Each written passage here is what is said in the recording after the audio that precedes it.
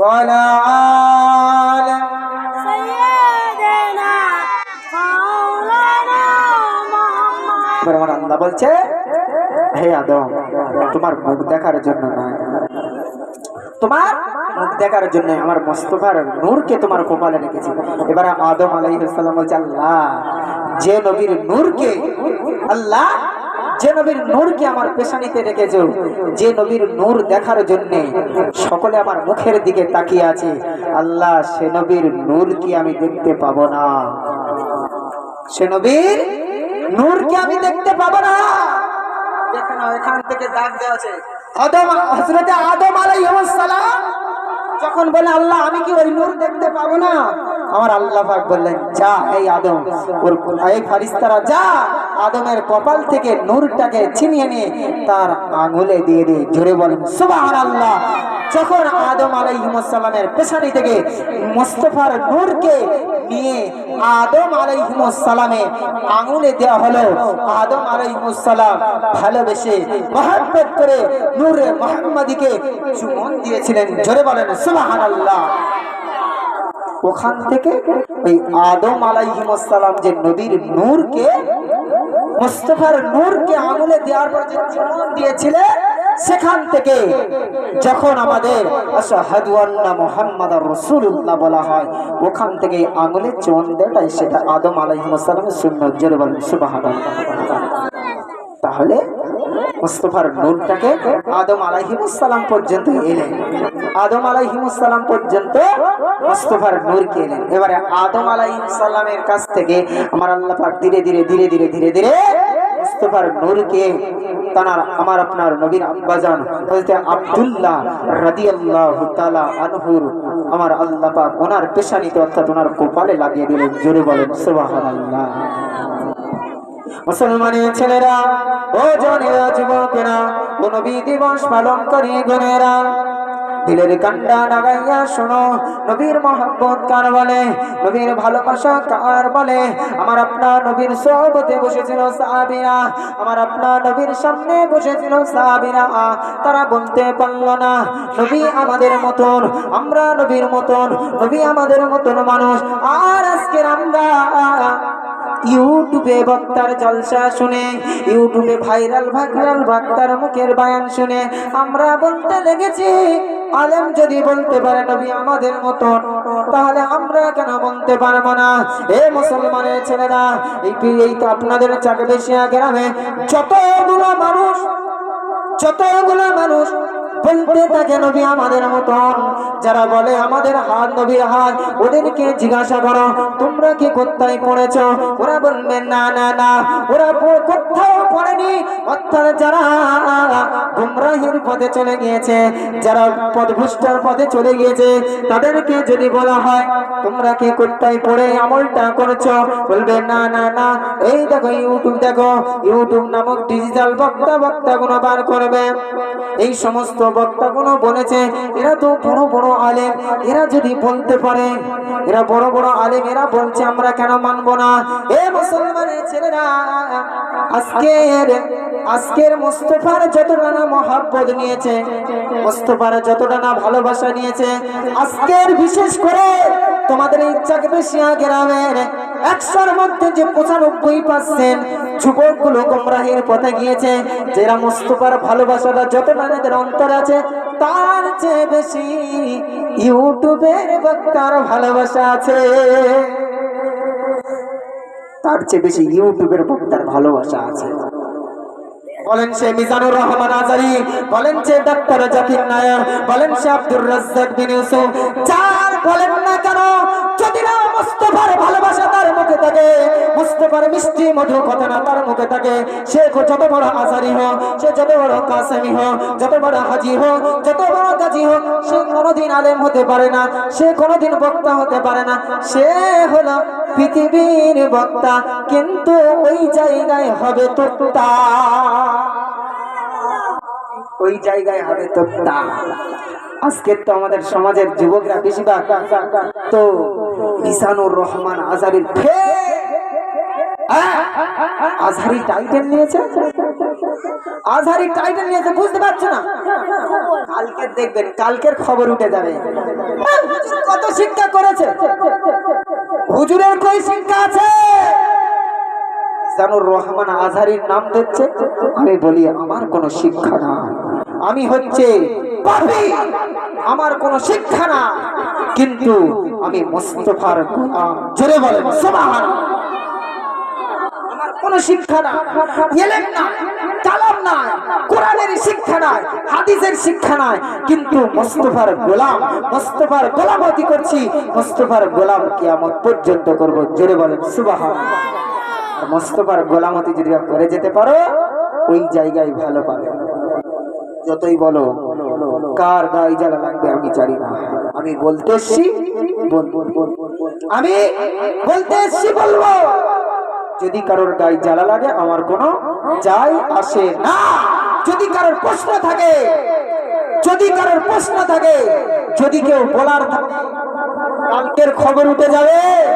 কালকের যখন দক্ষিণ 24 পরগনায় চলে যাব, কালকের খবর উঠে যাবে, এখান থেকে ফোন যাবে, হুজুর কি বয়ান করেছো? ইউই বলাতে শুরু হয়ে গিয়েছে, বয়ান কি করেছো? এমন কথাতে শুরু হয়ে গিয়েছে। আমি তাদেরকে বলতে চাই, মুনাফিকের বাচ্চার মতন কথা না বলে, যদি মায়ের বুকের দুধ যদি পান করে থাকো, নূর আলমের সামনে এসে কথা বলবে। যদি মায়ের বুকের দুধ যদি পান করে থাকো, এই নূর আলমের সামনে এসে কথা বলবে।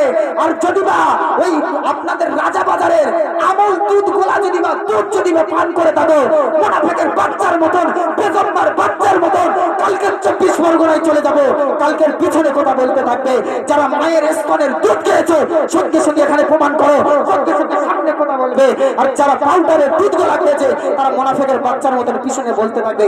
কুকুর যেমন আর পিছনে ফুক ফুক ফুক ফুক করতে থাকে, কাল থেকে এরা রাম করতে থাকবে। আমি খবরদার বলে যাচ্ছি, এখনো বলছি, বসে আছি, যদি কোনো কথা থাকে এখনই বলো, এখন বলতে থাকো যে হুজুর কেন তুমি মিজানুর রহমান আজহারীর নাম নিচ্ছ, কিন্তু মুনাফিকের বাচ্চার মতন পিছনে, মুনাফিকের বাচ্চার মতন পিছনে বলো না, বেজম্মার বাচ্চার মতন পিছনে বলো না, সামনে সামনে বলো, সামনে সামনে প্রমাণ করো। আমি এসেছি বলতে, এসেছি বোঝাতে, এসেছি প্রমাণ করতে। মনে করলেন যে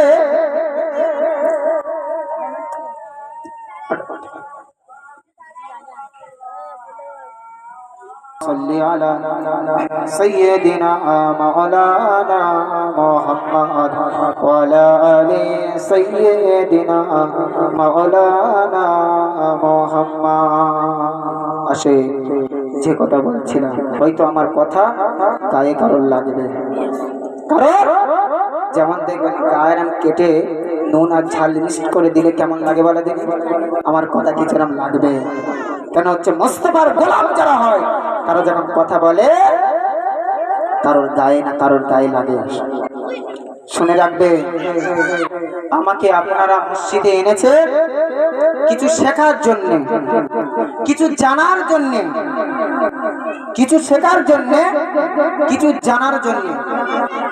কিন্তু যে আমাকে যে আপনারা এনেছেন, পিছনে মুনাফিকি করার মতো নয়,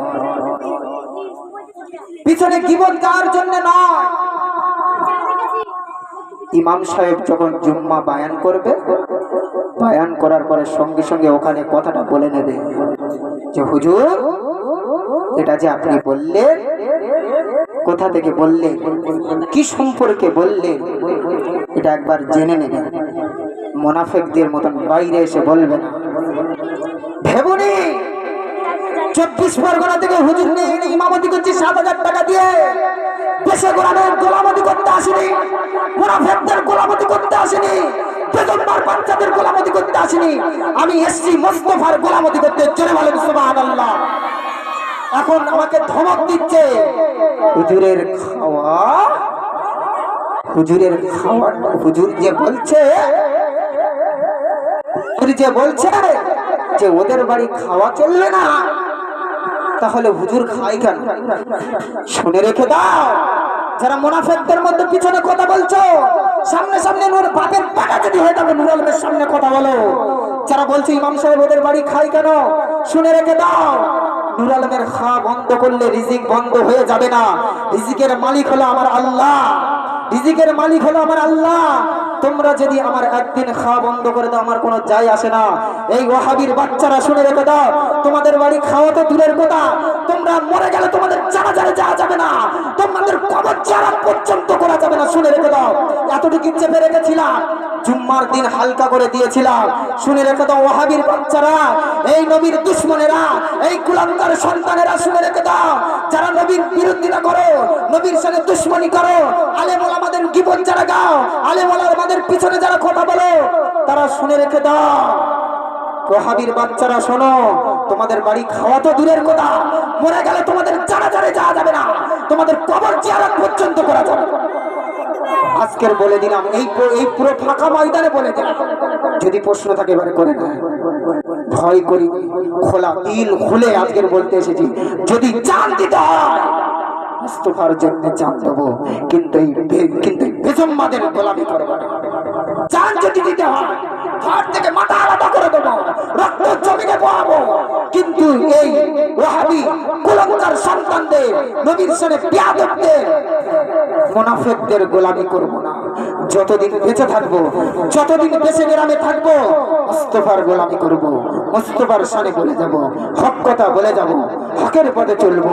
ভালো লাগবে ডাকবে, না ভালো লাগলে ডাকবে না, ভালো লাগলে শুনবে, না ভালো লাগলে শোনার দরকার। পুরো পরিষ্কার কথা, আমি চেপে কথা রাখতে পারি না। শুধু আমি না,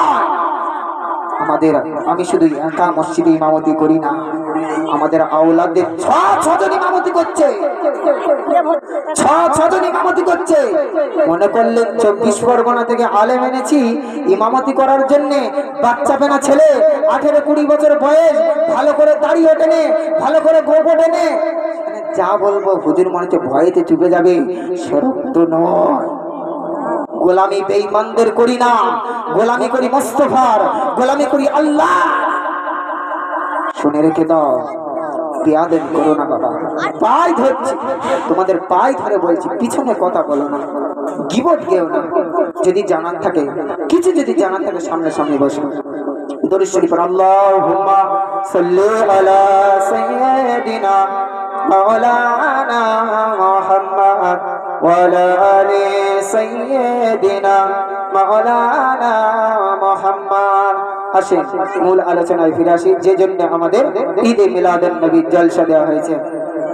মুসলমানের ছেলেরা, ও জানেরা, যুবকেরা, ও নবী দিবস পালনকারীরা, ও চাকবেশিয়া গ্রামের মানব মণ্ডলীরা, দিলের কান্ডা লাগাইয়া শোনো, আমার আপনার নবীর আম্মা জানের নাম হলো হযরতে আমিনা রাদিয়াল্লাহু তাআলা আনহা, আমার আপনার নবীর আব্বা জানের নাম হলো হযরতে আব্দুল্লাহ রাদিয়াল্লাহু তাআলা আনহু। যখন আমার আপনার নবীর আম্মা জান আমিনার সঙ্গে হযরত আব্দুল্লাহ রাদিয়াল্লাহু তাআলা আনহুর বিবাহ হয়ে গেলেন, আমার আপনার নবীর আব্বা জান হযরত আব্দুল্লাহর সঙ্গে তখন আম্মা জান আমিনার বিবাহ হয়ে গেলেন।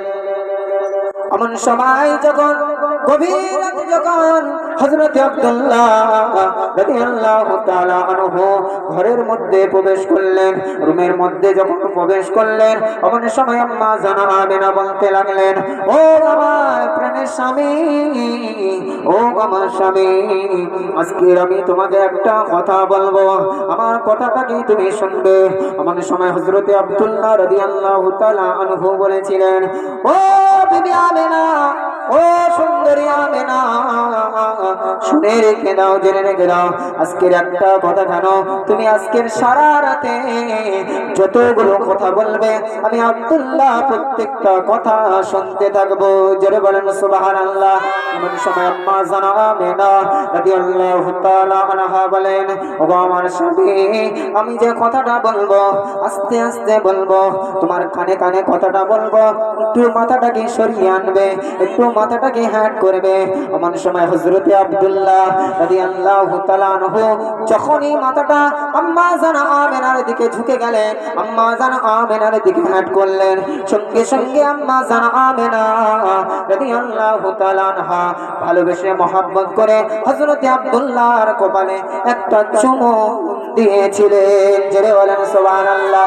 এ মুসলমানের ছেলেরা, এ জনেরা, যুবকেরা, এ নবী দিবস পালনকারীরা, এমন সময় আম্মা জান আমেনা বলেন, যখন আমি আমার স্বামীর কপালে চুমু দিলাম, আমি আমেনা লক্ষ্য করে দেখতে এলাম না একটি নূরানি জ্যোতি, একটি নূরানি আলো যেন আমি আমেনা আমার শরীরের ভিতরে প্রবেশ করেছে। জোরে বলেন সুবহানাল্লাহ। হে মুসলমানের ছেলেরা, শুনে রেখে দাও, জেনে রেখে দাও, আম্মা জান আমেনা বলেন, এত সুন্দর নূরানি জ্যোতি আমার শরীরের মধ্যে প্রবেশ করেছে। ওই জ্যোতিটা অন্য কিছু নয়, ওই নূরের জ্যোতিটা অন্য কিছু নয়, ওটা হলো আমার মুস্তাফার নূর। জোরে বলেন সুবহানাল্লাহ। ওই মুস্তাফার নূরটা কোথা থেকে এলো? যখন হযরত আব্দুল্লাহ রাদিয়াল্লাহু তাআলা আনহুর প্রেমে মক্কা নগরের মহিলারা পাগল ছিল, মক্কা নগরের মহিলারা পাগল ছিল। এমনকি একটি তৌরাত কিতাবের পণ্ডিতের কন্যা বলেছিল, এই আব্দুল্লাহ, তোরা 10 ভাই, তোর বাপের জায়গা জমি বেশি নাই, তুই আমাকে বিবাহ কর, আমার বাপের অনেক টাকা আছে, আমি হলাম আমার বাপের একা, আমি হলাম আমার বাপের একা, আমার কোনো ভাই নাই, তুই যদি বা আমার স্বামী হয়ে যায়, আমার বাপের যত জায়গা জমি আছে সমস্ত কিছু তুই পেয়ে যাবে। কোন সময় হযরত আব্দুল্লাহ বলেছিলেন, এই মহিলারা শুনে রেখে দাও, আমার এখনো পিতা বেঁচে আছে, আমার বড় বড় দাদারা বেঁচে আছে, তারা যে সিদ্ধান্তটা করবে আমি আব্দুল্লাহ ওটাই মেনে নেব। এ মুসলমানের ছেলেরা, জনেরা, যুবকেরা, এমন সময় যখন আম্মা জান আমেনার সঙ্গে বিবাহ হয়ে গেলে, তারপরে দিন সকালবেলা যখন হযরত আব্দুল্লাহ রাদিয়াল্লাহু তাআলা আনহু যখন মক্কা নগরের বাজারে যখন বের হয়ে গেলেন, যেমন সময় ওই এমন সময় তৌরাত কিতাবের পণ্ডিতের কন্যাটা হযরত আব্দুল্লাহর মুখের দিকে তাকিয়ে মুখটা ঘুরিয়ে নিয়ে বাড়ির দিকে রওনা হয়ে গেলেন। হযরত আব্দুল্লাহ বলতে লাগলেন, আমার নবীর আব্বা জান বলতে লাগলেন, ও আমার বান্ধবী, আমার দিকে কেন তাকালে না? আমার সঙ্গে তুমি কেন কথা বললে না? এমন সময় খ্রিস্টান পণ্ডিতের কন্যাটা বলতে লাগলেন, এমন সময় তৌরাত কিতাবের পণ্ডিতের কন্যাটা বলতে লাগলেন, এই আব্দুল্লাহ, বল বল বল, সত্যি করে কথা বল, তোর কি বিবাহ হয়ে গিয়েছে? তোর কি বিবাহ হয়ে গিয়েছে? এমন সময় আমার নবীর আব্বা জান বলতে লাগলেন, এই বান্ধবীরা শুনে রেখে দাও, আমি আব্দুল্লাহ, আমারও এখনো বিবাহ হয়নি। আর কি করে বলতে লাগলেন, আমার এখনো বিবাহ হয়নি? বললেন, না না না, এই আব্দুল্লাহ, বল বল, সত্যি করে বল, তোর বিবাহ হয়ে গিয়েছে নাকি? এমন সময় আমার আপনার নবীর আব্বা জান হযরত আব্দুল্লাহ রাদিয়াল্লাহু তাআলা আনহু বলতে লাগলেন, এই বান্ধবী, কেন তুই আমার বিবাহর কথা জিজ্ঞাসা করি? কেন তুই আমার বিবাহর কথা জিজ্ঞাসা করি? এমন সময় তৌরাত কিতাবের পণ্ডিতের কন্যাটা বলতে লাগলেন, এই আব্দুল্লাহ, শুনে রেখে দাও, জেনে রেখে দাও, আমি তোমার প্রেমে পাগল হইনি, আমি তোমার রূপ দেখে পাগল হইনি, আমি যে তোমার কপালে যে একটি নূরানি জ্যোতি দেখেছিলাম, ওটা যখন আমার পিতার কাছে গিয়ে বলেছিলাম, আমার পিতা গবেষণা করে দেখেছিল, তৌরাত কিতাবের নাম এসেছে আহমদ, আর আমার আল্লাহ পাক কোরআনে দিয়েছে মুহাম্মদ। এই আব্দুল্লাহ, শুনে রেখে দাও, ওটা হলো আখিরি নবী হবে, ওটা ওই নূরটা ছিল আখিরি জামানার নবীর নূর। এই আব্দুল্লাহ, শোনো শোনো শোনো, আমি তোমার প্রেমে পাগল হইনি, তোমার কপালে যে নূরটা ছিল, ওই নূরটা দেখে আমি প্রেমে পাগল হয়েছি, কেননা আমি এটা বিশ্বাস করেছিলাম, ওই যে ওই আব্দুল্লাহর সঙ্গে যার বিবাহ হবে, সে হবে পৃথিবীর শ্রেষ্ঠ মহিলা, সে হবে তিনি দুনিয়ার বাদশার আম্মা জান। জোরে বলেন সুবহানাল্লাহ। এমন সময় আব্দুল্লাহ বলেছিলেন, হযরত আব্দুল্লাহ রাদিয়াল্লাহু তাআলা আনহু বলেছিলেন, এই আমার বান্ধবী, শোনো শোনো শোনো, আমার বিবাহ হয়ে গিয়েছে। বলল, তোমার বিবির নাম কি? বলো। বলল, আমার বিবির নাম হলো আমেনা, আমার বিবির নাম হলো আমেনা। এমন সময় বান্ধবীটা চলে গেলেন, আমার আপনার নবী ঘরে, আমার আপনার নবীর আব্বা জান ঘরে ফিরে এলেন, আমার আপনার নবীর আব্বা জান ঘরে ফিরে চলে এলেন। এ জনেরা, যুবকেরা, এ মুরব্বিয়ান বোনেরা, শুনে রেখে দাও, জেনে রেখে দাও, আমার আপনার নবী কত কষ্ট পেয়েছে।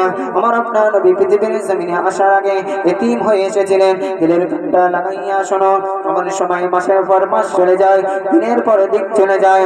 হযরতে আব্দুল্লাহর আব্বা জান, আমার আপনার নবীর নানু জান আব্দুল মুতাল্লিব বলতে লাগলেন, ও বাবা আব্দুল্লাহ, ও বাবা আব্দুল্লাহ, তোমার দাদারা সিরিয়ায় ব্যবসায় যাচ্ছে বাবা, তুমি তো ব্যবসায় যাবে নাকি বাবা? কারণ অনেকদিন তো বিবাহ হয়ে গেল, বিবাহ হতে হয়ে গেল, তোমার সংসার পাতি হয়ে গিয়েছে, এবারে তোমার ব্যবসা বাণিজ্য করতে হবে। এমন সময় হযরতে আব্দুল্লাহ রাদিয়াল্লাহু তাআলা আনহু ঘরের মধ্যে চলে এলেন।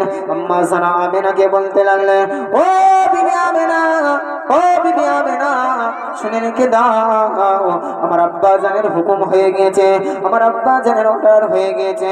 এই আমিনা, শুনে রেখে দাও, আমি এবারে সিরিয়ায় ব্যবসায় চলে যাব, আমার ভাইদের সঙ্গে সিরিয়ায় ব্যবসায় যাব। আম্মা জানা আমিনা অঝর নয়নে কাঁদতে লাগলেন, বাচ্চা মহিলা অঝর নয়নে কাঁদতে লাগলেন, ওগো আমার স্বামী আমাকে ছেড়ে রেখে চলে যাবে, না না না। আম্মা জান অঝর নয়নে কাঁদতে লাগলেন। আব্দুল্লাহ রাদিয়াল্লাহু তাআলা আনহু বলতে লাগলেন, ও বিবি আমিনা, কেঁদো না, কেঁদো না, কেঁদো না, আমি বেশি দিন গিয়ে ব্যবসায় থাকবো না, আমি সিরিয়ায় বেশি দিন থাকবো না, যত পারবো তাড়াতাড়ি ফিরে চলে আসবো। এমন সময় আম্মা জান আমিনা রাদিয়াল্লাহু তাআলা আনহা এমন সময় কি করলেন, একটি লোটা নিয়ে কুয়ার কাছে চলে গেলেন, কুয়ার কাছে গিয়ে এক লোটা পানি নিলেন।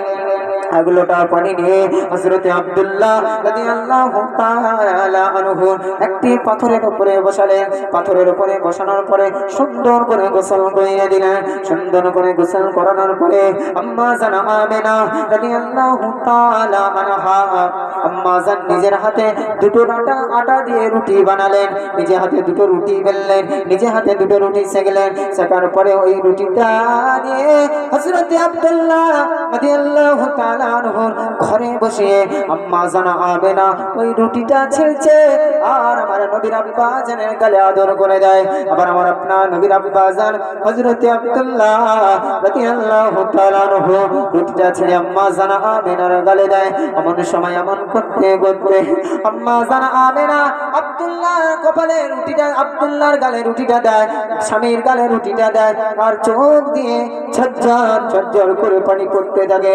এমন সময় আব্দুল্লাহ বলতে থাকে, ও বিবি আমিনা, ও বিবি আমিনা, তুমি আমার যেমন করে আদর করছো, তুমি আমার যেমন করে মহব্বত করেছো, মনে হয় আমার তুমি শেষ বিদায় দিচ্ছ। এমন সময় আম্মা জান আমিনা কাঁদতে কাঁদতে যখন রুটিটা খাওয়ানো হয়ে গেলেন, ভাইরা ব্যবসার কাজে বেরিয়ে গেলেন। ভাইরা ডাকতে লাগলেন, ও ছোট ভাই আব্দুল্লাহ, এসো এসো, চলে এসো, আচ্ছা ব্যবসার কাজে যাবে ভাই, চলে এসো। এমন সময় হযরতে আব্দুল্লাহ রাদিয়াল্লাহু তাআলা আনহু আমার আপনার নবীর আম্মা জান হযরতে আমিনাকে বলতে লাগলেন, ও ভাগ্যবতী আমিনা, ও বিবি আমিনা, কেঁদো না, কেঁদো না, যাও যাও, চলে যাও, ঘরের মধ্যে চলে যাও, কেঁদো না বিবি, কেঁদো না, ও ভাগ্যবতী আমিনা, কেঁদো না। আমি তোমাকে একটা কথা বলে দিয়ে যাই, আমি যত পারবো তাড়াতাড়ি ব্যবসার কাজ থেকে চলে আসবো। অর্থাৎ আমি আর একটা কথা বলে যাই, ও বিবি আমিনা, তোমার গর্ভে যে সন্তানটা আছে, ওই সন্তানটাকে তুমি ভালো করে নজর দিও, ভালো করে খেয়াল নেবে, কেননা ওই সন্তানটা পৃথিবীর অন্য কোনো সন্তানের মতন নয়। এমন সময় হযরতে আব্দুল্লাহ রাদিয়াল্লাহু তাআলা আনহু ব্যবসার কাজে চলে গেলেন। যখন দরজা থেকে বার হয়ে গেলেন, আম্মা জান আমিনা দরজার চৌকাঠটা ধরে ঝরঝর ঝরঝর করে কাঁদতে লাগলেন। চোখের পানিটা টস টস করে জমিনের উপরে পড়তে লাগলেন। বিদায়, শেষ বিদায়, বিদায়, বিদায়, আর হয়তো আমার সঙ্গে আর দেখা হবে না। আব্দুল্লাহ বলতে লাগলেন, ও বিবি আমিনা, ও ভাগ্যবতী আমিনা, কেঁদো না, কেঁদো না, যাও যাও চলে যাও, ঘরের মধ্যে চলে যাও আমেনা। কেঁদো না, কেঁদো না, আমি যত পারবো তাড়াতাড়ি ব্যবসা থেকে চলে আসবো। আম্মা জানা আমেনা কাঁদতে কাঁদতে ঘরের মধ্যে প্রবেশ করলেন। এমন সময় হযরত আব্দুল্লাহ রাদিয়াল্লাহু তাআলা আনহু ভাইদের সঙ্গে সিরিয়ায় ব্যবসায় চলে গেলেন। ব্যবসায় যাওয়ার পরে মাসের পর মাস যায়, দিনের পর দিন যায়। এমন করে দেখতে দেখতে কয়েকটা মাস কেটে গেল, কয়েকটা দিন কেটে গেল। এমন সময় ভাইদের সঙ্গে বাড়ির জন্য রওনা হয়ে গেলেন, বাড়ির জন্য রওনা হয়ে গেলেন। হযরত আব্দুল্লাহ রাদিয়াল্লাহু তাআলা আনহুর অন্তরটা আনন্দিত হয়ে গেলেন, মনটা খুশি হয়ে গেলেন। আহারে কতদিন পরে আমার ভাগ্যবতীরা আমেনার মুখটা দেখব, কতদিন পরে আমার বিবি আমেনার মুখটা দেখব। এমন সময় হযরত আব্দুল্লাহ রাদিয়াল্লাহু তাআলা আনহু খুশিতে বাগবাগ হয়ে গেলেন। এমন সময় দেখতে দেখতে এমন সময় যখন হযরত আব্দুল্লাহ রাদিয়াল্লাহু তাআলা আনহু ভাইদের সঙ্গে যখন ব্যবসার কাজ থেকে ফিরে আসে, এমন সময় হযরত আব্দুল্লাহ রাদিয়াল্লাহু তাআলা আনহুর একটা জায়গায় এলো, আবু আবক নামক স্থান। আবু আবক নামক জায়গায় এসে হযরত আব্দুল্লাহ আল্লাহু তাআলা আনহুর বুকে যন্ত্রণা শুরু হয়ে গেলে। হযরত আব্দুল্লাহ রাদিয়াল্লাহু তাআলা আনহুর বুকে প্রচন্ড যন্ত্রণা হতে লাগলে, এত বুকে যন্ত্রণা হয় ও উটের উপর থেকে জমিনে পড়ে গিয়ে বুকটা ধরে আড়াআড় দিতে লাগলেন। একবার পাশ হতে লাগলেন, একবার পাশ হতে লাগলেন, আর বলতে থাকলেন, ও আমার ভাইরা, ও আমার ভাইরা, সন্ধিকে দাও, আমি আব্দুল্লাহ আর হয়তো বাঁচব না। কেননা আমার মুখে এত যন্ত্রণা হয়, আমার বুকটা এত যন্ত্রণা করে, আমি যন্ত্রণা সহ্য করে থাকতে পারি না।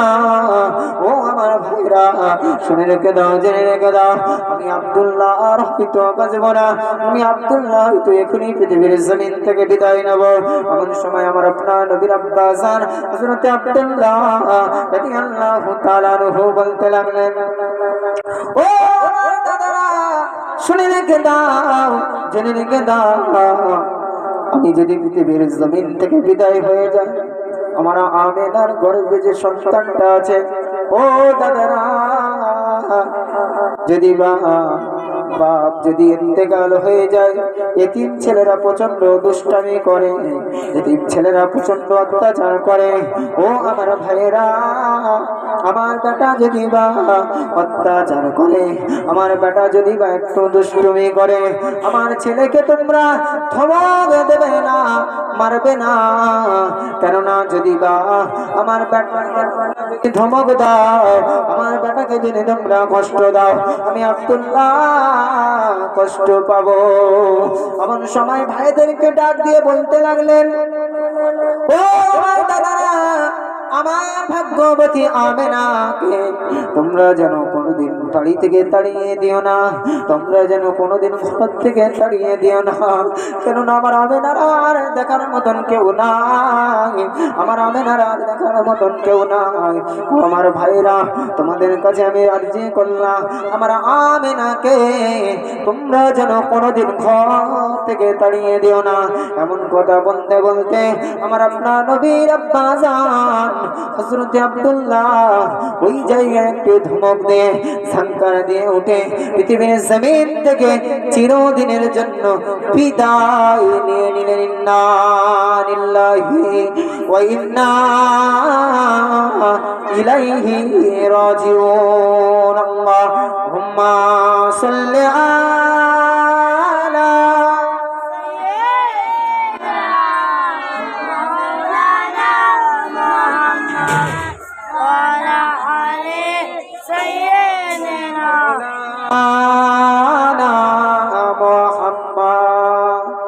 তুমি মানলে মানো, তুমি মানলে মানো, না মানলে মন মানো না।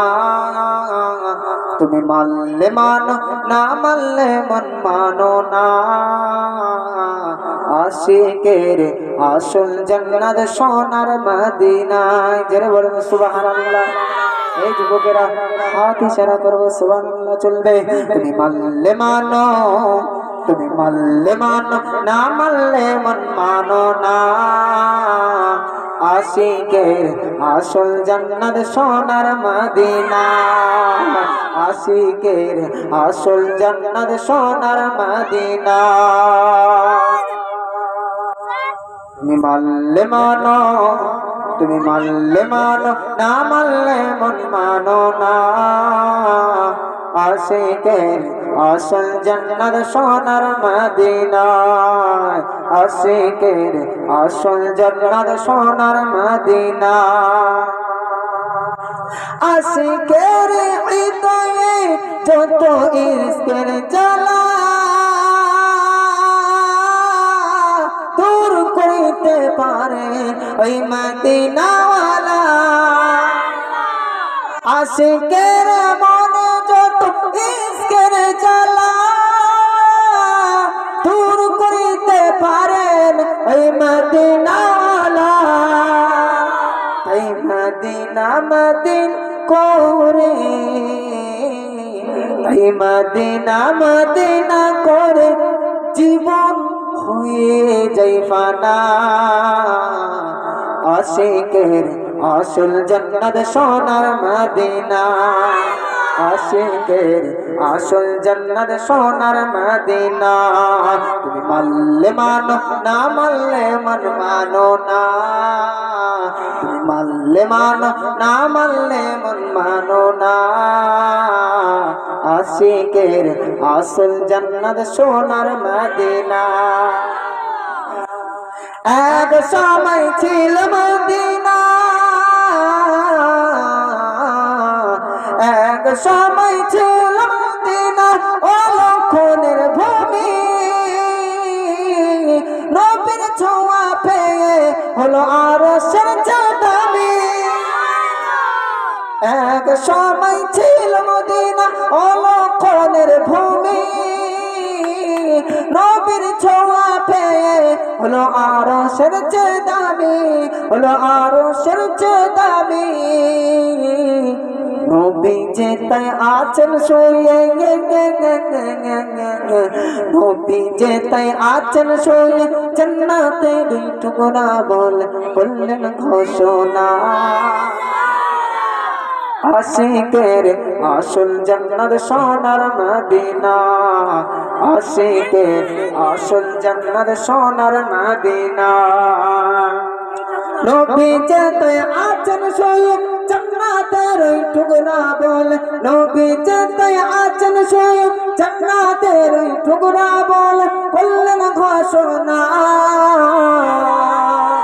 আশিকের আসল জান্নাত সোনার মদিনা আশিকের আসল জান্নাত সোনার মদিনা তুমি মানলে মানো না মানলে মন মানো না তুমি মানলে মানো না মানলে মন মানো না আশিকের আসল জান্নাত সোনার মদিনা আশিকের আসল জান্নাত সোনার মদিনা সবাই তো জান্নাত পাবে জাহান্নামী না সবাই তো স্বর্গের পাক নরকেরই না আমি নূর আলম জান্নাত জাহান্নাম কিছুই চাই না আমি নূর আলম স্বর্গ নরক কিছুই চাই না সবাই তো জান্নাত পাবে জাহান্নামী না সবাই তো জান্নাত পাবে জাহান্নামী না আমি নূর আলম স্বর্গ নরক কিছুই চাই না আমি নূর আলম স্বর্গ নরক কিছুই চাই না মনে শুধু আশা মনে শুধু আশা দাও গো দিদা রব্বানা মনে শুধু আশা আমার দাও দিদার নবী ও রব্বানা আশিকের আসল জান্নাত সোনার মদিনা আশিকের আসল জান্নাত সোনার মদিনা তুমি মানলে মানো না মানলে মন মানো না মানলে মান না মানলে মন মানো না আশিকের আসল জান্নাত সোনার মদিনা আশিকের আসল জান্নাত সোনার মদিনা আল্লাহুম্মা সাল্লি আলা সাইয়্যিদিনা মাওলানা মুহাম্মদ ওয়া আলা আলি সাইয়্যিদিনা মাওলানা رسول اللهم صل على সাইয়্যিদিনা মাওলানা মুহাম্মদ وعلى آل سيدنا مولانا محمد আমার ভাই জানেরা যে কথা আলাপ আলোচনা করছিলাম আমার আপনার নবীর আব্বাজান এই আবু আবগ নাম স্থানে পৃথিবী ছেড়ে চিরদিনের জন্য বিদায় নিয়ে চলে গেল ভাইরা সকলে বাড়ি চলে এলেন সংক্ষেপে আলোচনা সময় বেশি নয় হ্যাঁ বেশি রাতও হবে না বেশি রাত করা যাবে নবীর শান মান নিয়ে আরো দুই চার কথা আলাপ আলোচনা করবো ইনশাল্লাহ আমার আপনার নবী নূর নবীকে আমার আল্লাহ কত সম্মান কত ইজ্জত কত মাকাম দিয়েছিলেন আমার আপনার নবী নূর নবী নবী মুহাম্মদ রাসূলুল্লাহ সাল্লাল্লাহু আলাইহি ওয়াসাল্লাম যখন আম্মা জান আমিনার গর্ভে ছিলেন যখন আমার আপনার নবী আম্মা জানকে যখন ওই ফ্যামিলি থেকে আমার আপনার নবীর চাচা জানেরা ঘর থেকে বার করে একটা গভীর জঙ্গলে দিয়ে এলেন গভীর জঙ্গল সংক্ষেপে করে দিই গভীর জঙ্গলে যখন দিয়ে আসলে গভীর জঙ্গলে আম্মা জান আমেনাকে দিয়ে এলেন কেন দিয়ে আসলেন বললেন আমেনা হচ্ছে কি ছোঁয়াচে রোগী আমেনা ছোঁয়াচে রোগী যার গায়ে টাচ করবে সে মরে যাবে কারণ একটা খ্রিস্টান পণ্ডিতের কাছে গিয়ে হাত গণনা করেছে বলছে আমেনা ছোঁয়াচে রোগী তার জন্য আম্মা জান আমেনাকে গভীর জঙ্গলে দিয়ে এলেন আম্মা জান আমেনা বলে এই পৃথিবীর মহিলা শোনো তোমাদের যখন গর্ভে সন্তান থাকে তোমরা অনেক কিছু খাওয়ার আশা করো কিন্তু আমি আমেনা খাওয়ার আশা করলেও খেতেই পারি না আমি আমেনা দুদিন তিন দিন পর আমি আমেনা আমাকে খেতে দেয় তাও একটু দূরে হ্যাঁ তাও ছুঁড়ে এনে আমার কাছে আসে না ছুঁড়ে দিয়ে চলে যায় আহা কত কষ্ট মাজান আমিনা মুসলমানের ছেলেরা ও জনেরা যুবকেরা ও চকদেশিয়া গ্রামের মানব মন্ডলীরা ও নবী নিবাস পালনকারীরা শুনে রেখে দাও আমার আপনার নবীর আম্মা জান আমেনা রাদিয়াল্লাহু তাআলা আনহা বর্ণনা করেন এ জনেরা যুবকেরা আম্মা জান হযরত আমেনা রাদিয়াল্লাহু তাআলা আনহা বলেন আমি আমেনা আমার গর্ভে যখন আমার বেটা মুহাম্মদ ছিল যখন 1 মাস হলো আমার গর্ভে যখন আমার সন্তানটা আমার গর্ভে ছিল আমি আমেনা একদিন যখন ঘুমিয়েছিলাম গভীর রাতে শব্দ একটা শুনতে পেলাম কে যেন এসে দরজায় ঠোকা দেয় কে যেন এসে দরজায় টক টক করে ঠোকা দিতে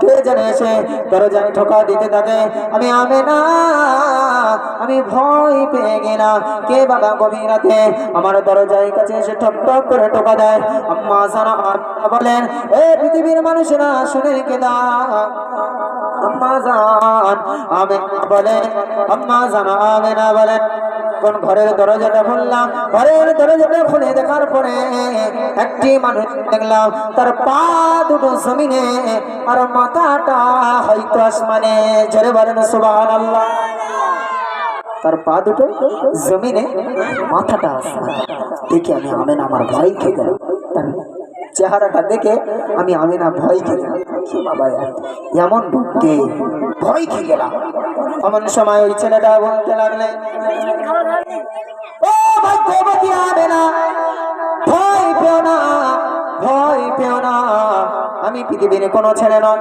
আমাকে দেখে ভয় পেও না আমি হলাম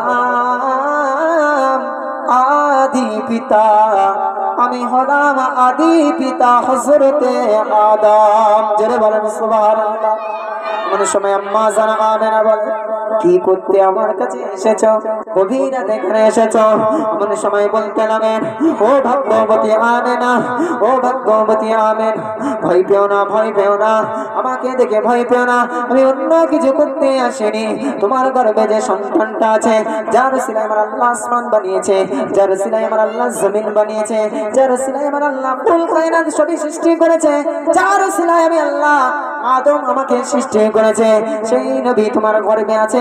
তাই আমি আব্দুল্লাহ, তাই আমি আদম তোমাকে সালাম জানাতে এসেছি। এমন সময় হযরতে আদম আলাইহিস সালাম বলতে লাগলেন, আহলান সাহলান জানাতে লাগলেন, আসসালাতু ওয়াসসালামু আলাইকা ইয়া রাসূলুল্লাহ, আসসালাতু ওয়াসসালামু আলাইকা ইয়া হাবিবাল্লাহ। নবীকে সালাম দিতে লাগলেন। আম্মা জানা আমেনা বলেন, ওই মানুষটা চলে গেলেন। আবার পরের মাসে আবার গভীর রাতে আমি ঘুমিয়ে আছি, আবার দেখতে লাগলাম গভীর রাতে যেন কে ঠক ঠক করে আমার দরজায় ঠোকা দেয়। আমার ভয় পেয়ে গেল, আমি আবার ঘরের দরজাটা খুললাম, ঘরের দরজাটা খুলে দেখলাম একটি সুন্দর মানুষ দাঁড়িয়ে আছে। আমি জিজ্ঞাসা করলাম, কে বাবা তুমি? এমন সময় বলতে লাগলেন, ও ভাগ্যবতী আমেনা, ও ভাগ্যবতী আমেনা, শুনে রেখে দাও, যার সিলাই আসমান বানিয়েছে আমার আল্লাহ, যার সিলাই জমিন বানিয়েছে আল্লাহ, যার সিলাই কুল কায়নাত আমার আল্লাহ বানিয়েছে, ও আমেনা ভয় পেও না, আমি অন্য কেউ নয়, আমি হলাম শীশ আলাইহিস সালাম। জোরে বলেন সুবহানাল্লাহ। এই শীশ আলাইহিস সালাম হলেন হযরত আদম আলাইহিস সালামের পুত্র, অর্থাৎ আল্লাহ পাকের নবী।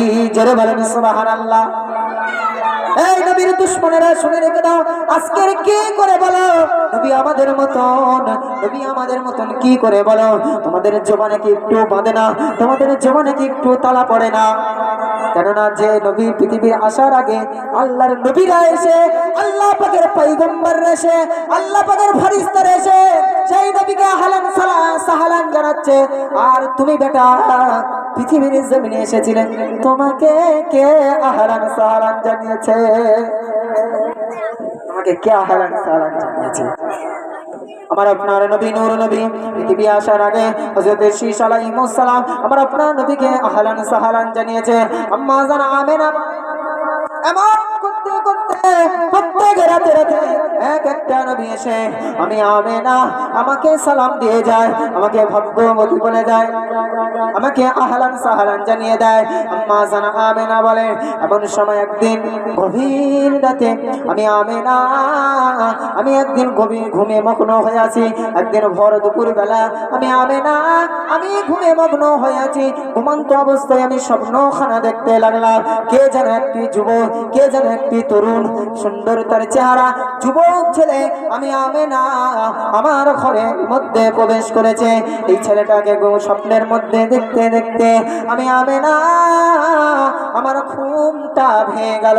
আম্মা জানা আমেনা বলেন, আমার যখন ঘুমটা ভেঙে গেল, চোখ দুখানা খুলে দেখলাম সেই যুবকটা আমার পায়ের কাছে দাঁড়িয়ে আছে। আম্মা জানা আমেনা ভয় পেয়ে গেলেন। আম্মা জানা আমেনা বলতে লাগলেন, কে বাবা ছেলে তুমি? আমার ঘরের মধ্যে কেন প্রবেশ করেছো? কেন তুমি আমার ঘরের মধ্যে প্রবেশ করেছো? কি বা তোমার নাম? কোথা থেকে এসেছো? অমন সময় যুবকটা বলতে লাগলেন, ও বুবু আমেনা, ও ভাগ্যবতী আমেনা, ভয় পেও না, দুঃখ পেও না, ও আমেনা ভয় পেও না, দুঃখ পেও না, আমি অন্য কেউ নয়, আমাকে দেখে ভয় পেও না, আমি পৃথিবীর ডাকাত নয়, আমি পৃথিবীর চোর নয়, আমি পৃথিবীর কোনো ছেলে নয়, আমি হলাম আল্লাহ পাকের মালাইকা ফেরেশতা হযরত জিবরাইল আলাইহিস সালাম। জোরে বলেন সুবহানাল্লাহ, আর একটু জোরে বলেন সুবহানাল্লাহ। নারে তাকবীর, নারে তাকবীর, নারে সালাম, নারে সালাম। বলতে লাগলে, কি বলতে লাগলে? যে আমি পৃথিবীর কোনো ছেলে না, আমি হলাম আল্লাহ পাকের মালাইকা ফেরেশতা হযরত জিবরাইল আলাইহিস সালাম। বলছে তাহলে তুমি কিসের জন্য এসেছো, কি বার্তা নিয়ে এসেছো? এমন সময় হযরতে জিবরাইল আলাইহিস সালাম বলছেন, ও ভাগ্যবতী আমিনা শোনো, যার ওসিলায় আল্লাহ পাক আসমান বানিয়েছে, যার ওসিলায় আল্লাহ পাক জমিন বানিয়েছে, যার ওসিলায় আল্লাহ পাক কুল কায়নাত সবই বানিয়েছে, যার ওসিলা আমি ফারিস্তা জিবরাইল আমাকে বানিয়েছে। ও বিবি, ও ভাগ্যবতী আমিনা শোনো, যার ওসিলায় আল্লাহ পাক কুল কায়নাত সবই সৃষ্টি করেছে, সেই মুস্তাফা পৃথিবীর জমিনে আসবে, সেই আল্লাহ পাকের বন্ধু পৃথিবীর জমিনে আসবে। তাই আমি আহালান সাহালান জানাতে জোরে বলেন না সুবহানাল্লাহ, আর একটু জোরে বলেন না সুবহানাল্লাহ। এমন সময় ফারিস্তা জিবরাইল আলাইহিস সালাম বলছে, ভাগ্যবতী আমিনা তোমার গর্ভে যে সন্তানটা আছে ওর নাম কি তুমি রেখেছো? ওর নাম কিছু তুমি রেখেছো? বলছে না, আমি কোনো নাম রাখি। বলছে শোনো, ও ভাগ্যবতী আমিনা শোনো, তোমার গর্ভে যে সন্তানটা আছে, তোমার গর্ভে যে আমার আল্লাহ সন্তানটা রেখেছে, ওই সন্তানের নামটা আমার আল্লাহ পাক আসমানে রেখেছে। জোরে বলেন না সুবহানাল্লাহ, আর একটু জোরে বলেন না সুবহানাল্লাহ। আমার আল্লাহ পাক আসমানে তোমার গর্ভে যে সন্তানটা আছে, আসমানে আমার আল্লাহ পাক নাম রেখেছে আহমদ, আর জমিনে আমার আল্লাহ পাক তার নাম দেবে মুহাম্মদ। আরেকবার জোরে বলেন না সুবহানাল্লাহ। সেই নবীর মা স্বয়ং আমার আল্লাহ রেখেছে, যার নাম আমার আল্লাহ রেখেছে, সেই ছেলে কোনোদিন খারাপ হয়? সেই ছেলে কোনোদিন খারাপ হয়? যার নাম আমার আল্লাহ রেখেছে। যারা বলে নবী আমাদের মতো, আমরা নবী, নবী আমাদের মতো, এটা তোর নাম কে রেখেছিল রে? তোর দিদা রেখে, তোর দাদু রে, আলু পটল উচ্ছে বেগুন তোর নাম রেখেছিল। আমার মুস্তাফার নামটা আমার আল্লাহ ভালোবেসে আসমানে রেখেছে। জোরে বলেন না সুবহানাল্লাহ। আমার আল্লাহ পাক কত ভালোবাসে, তার বন্ধুকে কত ভালোবাসে। আমার আল্লাহ পাক নিজের নামের সাথে নাম মিলিয়ে রেখেছেন, লা ইলাহা ইল্লাল্লাহ। তা আমার তার বন্ধুর নাম দিয়েছে মুহাম্মাদুর রাসূলুল্লাহ। জোরে হয় না সুবহানাল্লাহ। সেই নবীর উম্মত সাবধান, আকীদা ঠিক করে, আকীদা ঠিক করে, ভিতরটা পরিষ্কার করে, ভিতরটা পরিষ্কার করে, নবীর উপরে মহব্বত ভালোবাসাটা রাখে, বেশি বেশি করে রাখে। হ্যাঁ, যে নবীর নামটা আমার আল্লাহ রাখছে। ফারিস্তারা জিজ্ঞাসা করছে, আল্লাহ আল্লাহ জান্নাতের দরজার গায়ে যে লা ইলাহা ইল্লাল্লাহটা লিখেছো, আল্লাহ জানি লা ইলাহা ইল্লাল্লাহ নামটা হচ্ছে আপনি, আল্লাহ যে অপর পাশে মুহাম্মদ রাসূলুল্লাহ লিখেছো, এই ব্যক্তিটি কে? ফারিস্তারা আল্লাহ পাককে জিজ্ঞাসা করছে, আল্লাহ এই নামটি কার? এই মুহাম্মদ নামটি কার? আল্লাহ পাক বলছে, ফারিস্তারা বলছে, আল্লাহ তুমি যে জান্নাতে গাছ বানিয়েছো, একটা পাতায় লেখা আছে লা ইলাহা ইল্লাল্লাহ, অপর পাতায় লেখা আছে মুহাম্মদ রাসূলুল্লাহ, আল্লাহ এই নামটি কি? আল্লাহ কোন সময় আল্লাহ বলছে, এই আমার ফারিস্তারা শোনো, ফারিস্তারা শোনো, যার ওসিলায় আমি আল্লাহ আসমান বানিয়েছি, যার ওসিলায় আমি আল্লাহ জমিন বানিয়েছি, যার ওসিলায় আমি আল্লাহ কুল কায়নাত সবই বানিয়েছি, যাকে না সৃষ্টি করলে আমি আল্লাহ আসমান বানাতাম না, যাকে না সৃষ্টি করলে আমি আল্লাহ জমিন বানাতাম না, যাকে আমি না সৃষ্টি করলে আমি আল্লাহ গাছপালা বৃক্ষ তরুলতা কিছুই বানাতাম না, এমনকি আমি আল্লাহ তোমাকেই বানাতাম না, আমি আল্লাহ আদমকে সৃষ্টি করতাম না, আমি আল্লাহ মূসাকে সৃষ্টি করতাম না, আমি আল্লাহ ঈসাকে সৃষ্টি করতাম না, আমি আল্লাহ ইব্রাহিমকে সৃষ্টি করতাম না, আমি আল্লাহ ইসমাঈলকে সৃষ্টি করতাম না, আমি আল্লাহ ইউনূস